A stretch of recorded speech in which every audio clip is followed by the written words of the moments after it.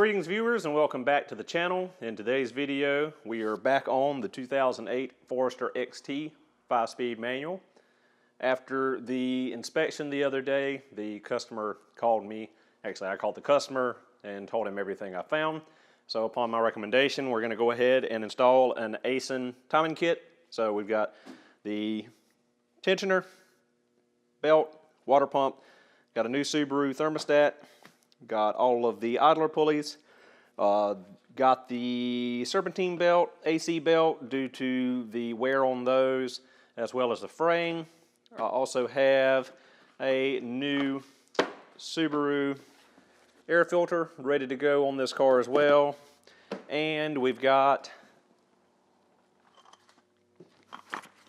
the repair kit to fix the broken AC belt tensioner. So with that said, we're going to go ahead and get the coolant drained and get started on the repairs. Alright guys, now the cooling system's drained, we're going to go ahead and disconnect the battery. I'm going to go ahead and just remove it from the car to give me a little more space. You don't have to. Just a good idea to always disconnect the battery before doing any kind of work.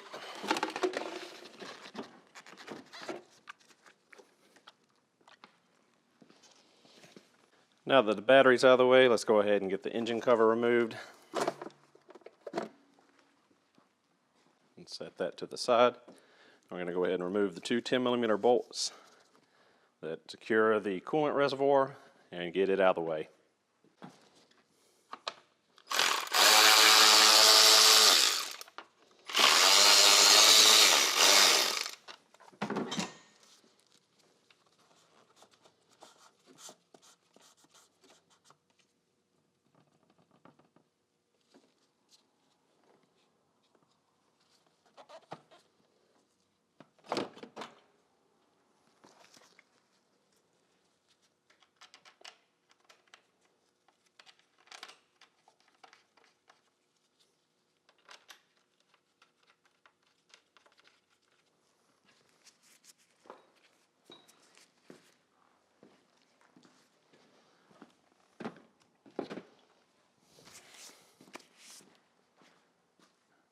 Alright, now that our coolant reservoir is out of the way, we can reach down the sides and unplug our fans.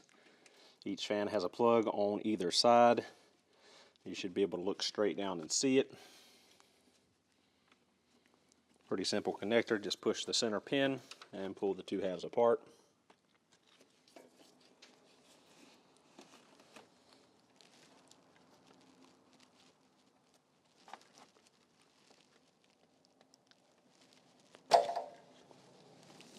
Just like so. Now that that's done, we will go ahead and disconnect our upper radiator hose and our coolant hose to the turbo reservoir.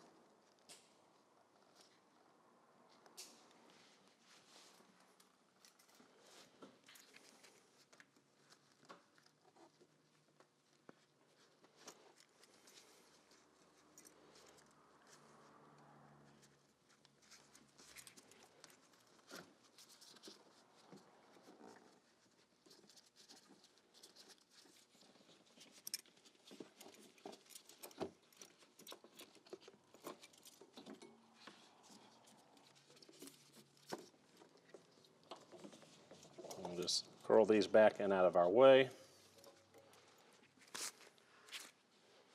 Alright, now that that's done, we'll go ahead and remove the upper radiator hose, loosen the radiator hose at the bottom. We will take the two 12mm bolts out here and we will remove our radiator.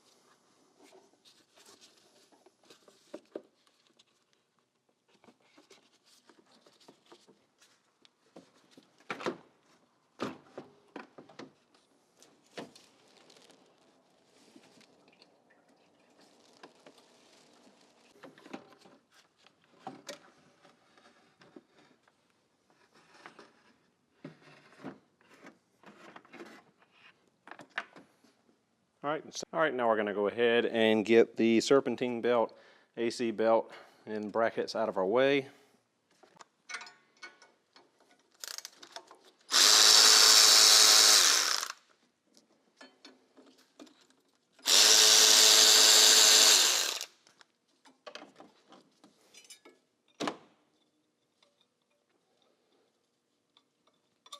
Loosen the 12 millimeter here.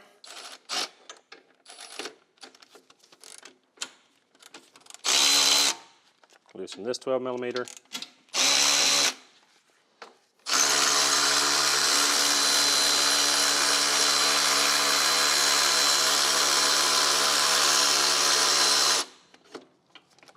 And remove our belt.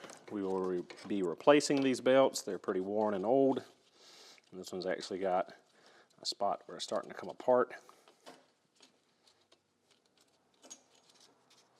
Right here on the side. It's getting kind of frayed and starting to tear apart.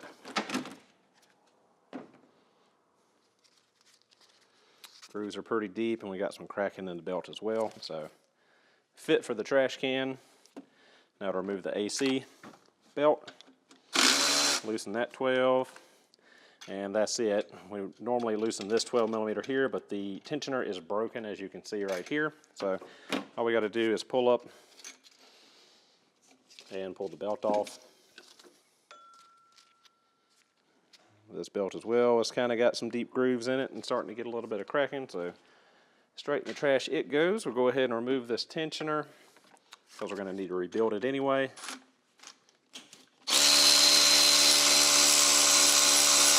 Two 12 millimeter bolts here.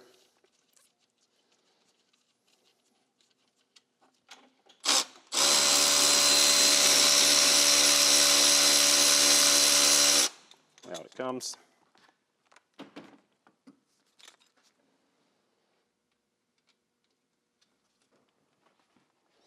All right, so now we can remove our crank pulley and our timing cover.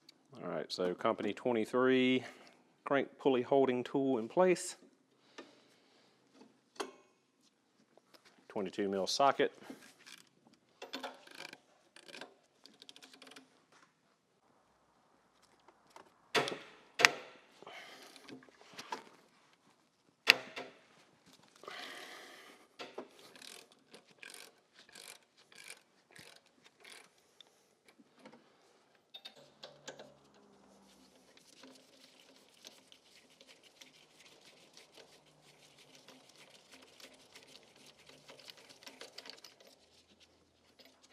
All right, crank pulley bolt is out.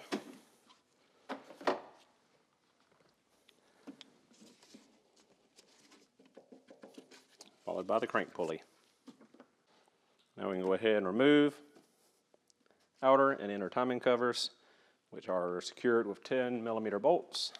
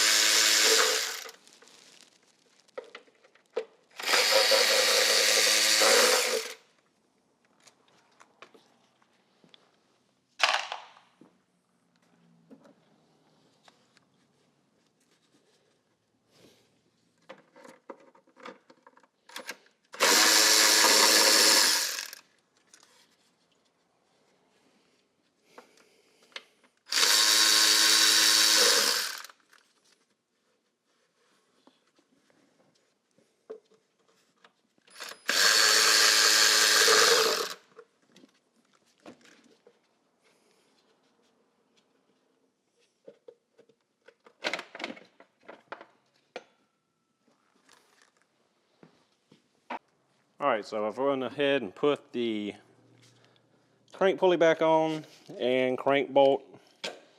Now we're going to spin the engine over until our timing marks are aligned.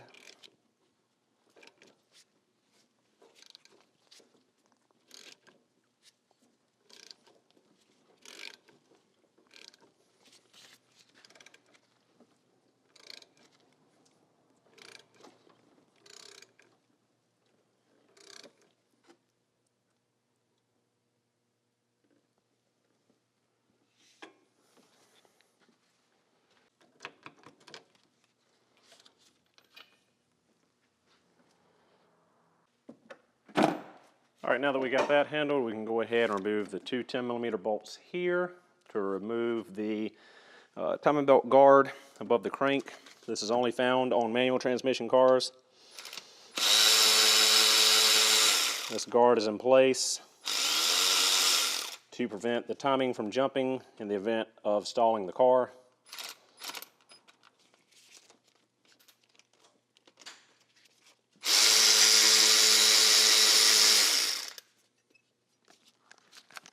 So we'll pull that out of the way.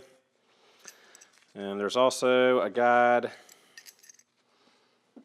on the right hand intake cam right up here in the corner. You can't see it. It's right here. I believe it's two 6mm hex heads.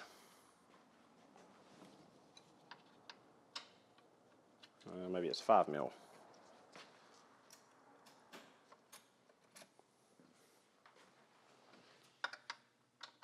Yep, two 5mm.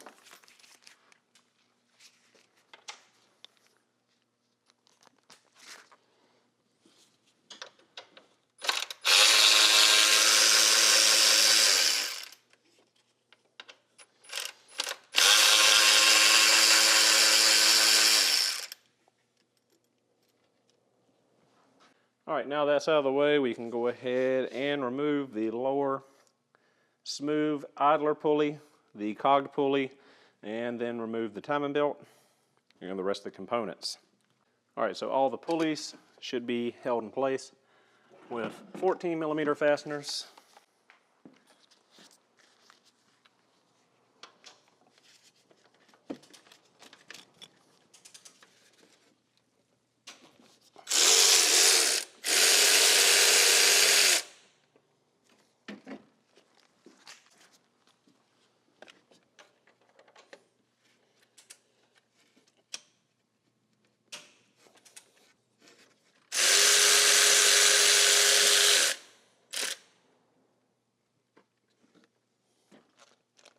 This is the pulley that always concerns me. This is normally the one that dies and has quite a bit of junk around it.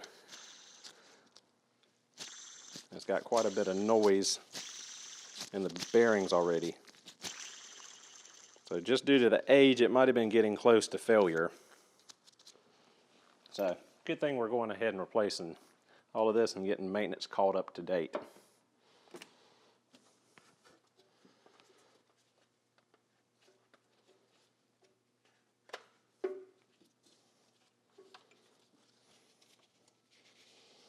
Be careful removing your timing belt from the left side cams. They're under valve spring tension and can jump on you.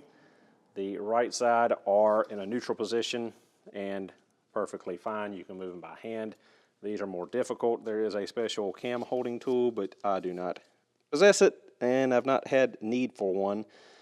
So normally, as long as you're very careful, you can get it off and on without disturbing the camshafts. Now that I've said that, they're probably going to jump on me because I said that on camera. And that one did. So the intake can rotated, the exhaust cam did not. Simple fix, all we got to do is rotate it back into position before we put the new belt on.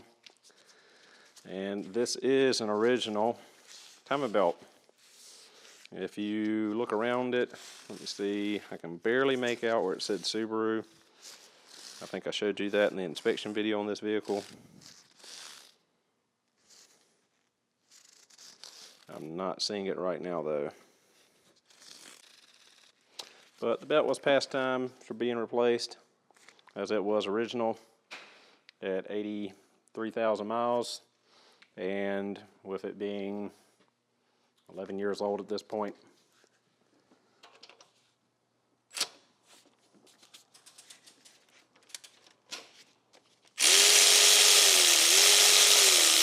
We'll just go ahead and remove the remaining idlers and the tensioner before we get to work on that water pump.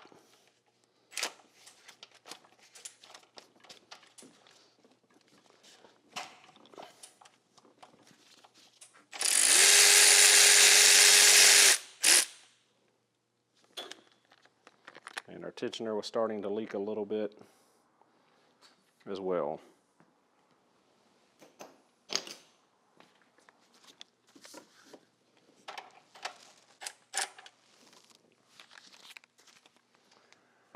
Looks like the baby idler is actually a 12 mil.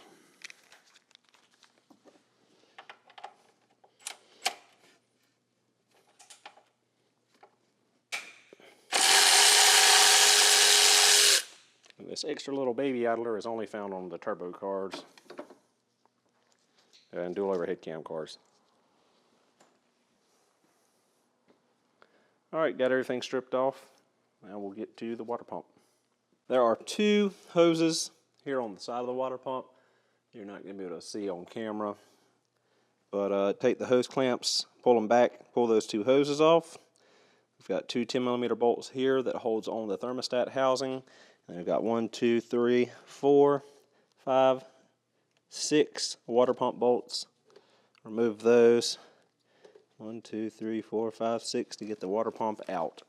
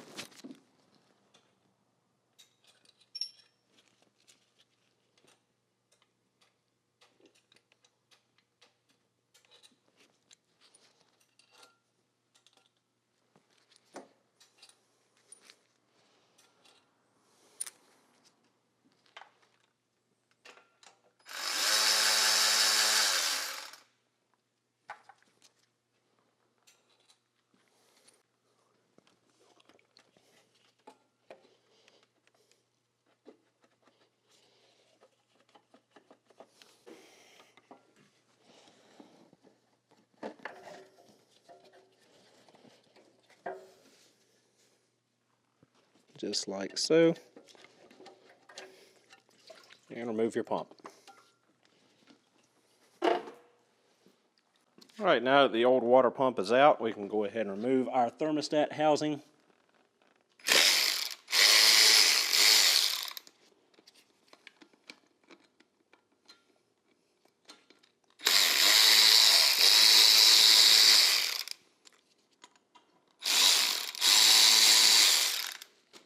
From the old pump,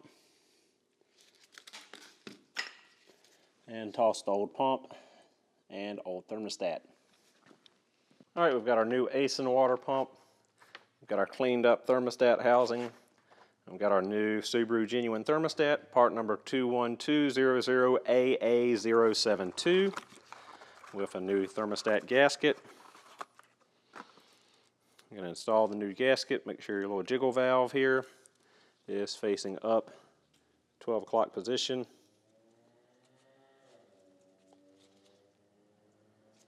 Make sure your gasket is evenly pressed down around the edge there. Thermostat housing back on. Insert your two 10mm bolts. Tighten them down.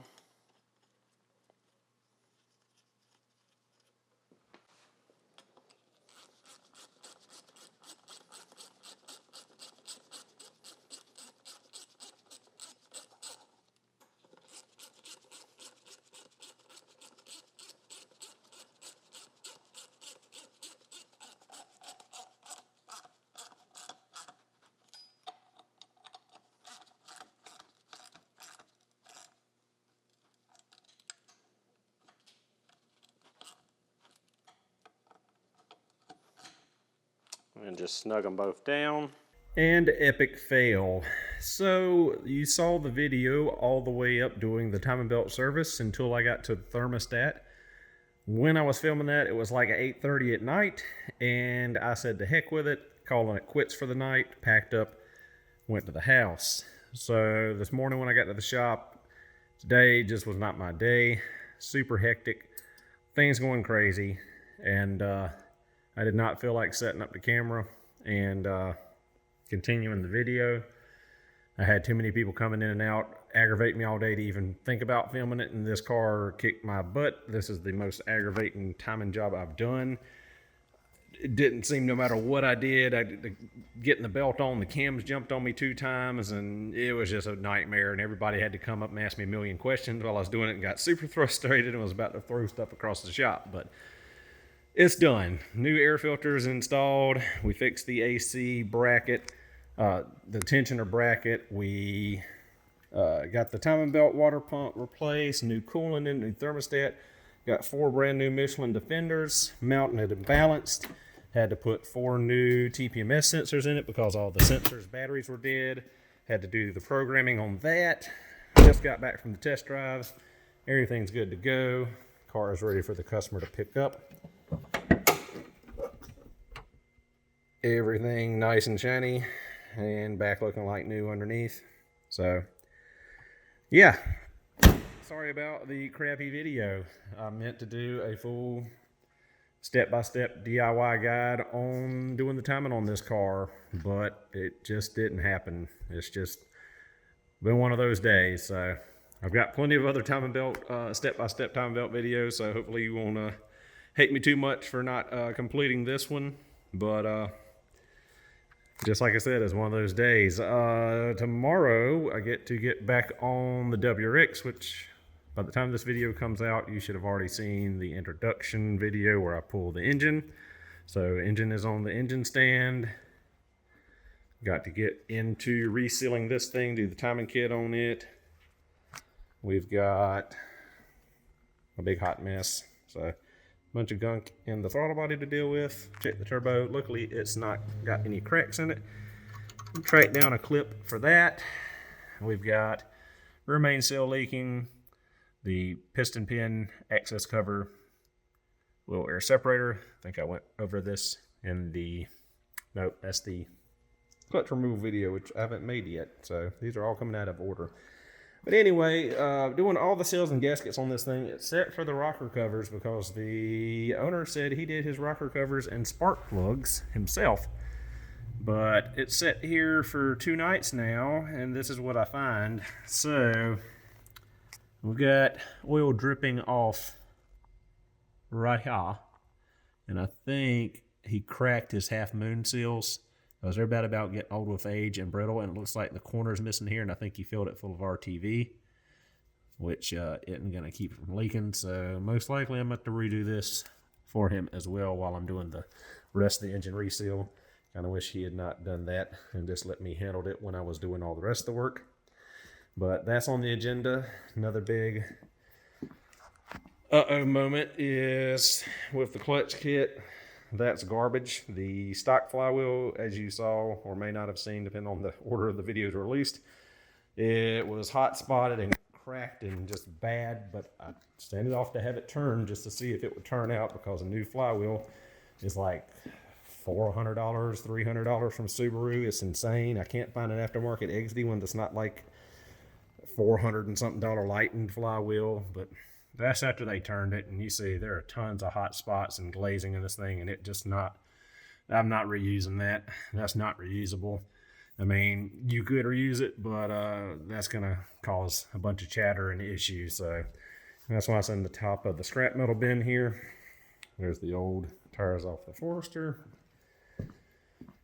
So yeah, that's the next project, is try to find him a good flywheel somewhere. I guess I'm gonna be calling Subaru, see what they can do me for on one. If not, look on SubaruParts.com or hit Amazon up. So, you's done.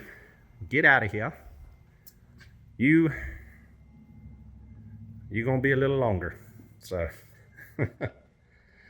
ready to get this one back together and out of here too, for now.